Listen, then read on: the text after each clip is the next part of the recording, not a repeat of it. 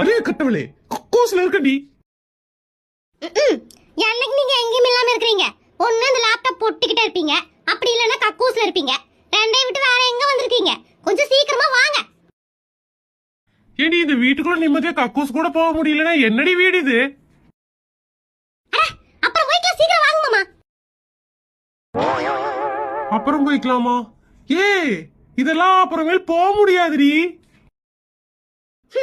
Train bus எல்லாம் கரெக்டாவா வருது? அப்பப்ப லேட்டா தானே வருது. அந்த மாதிரி லேட்டா போய்க்கலாம், சீக்கிரம் வாங்க. எதுக்கோ அர்ஜென்டா கூப்பிடுற.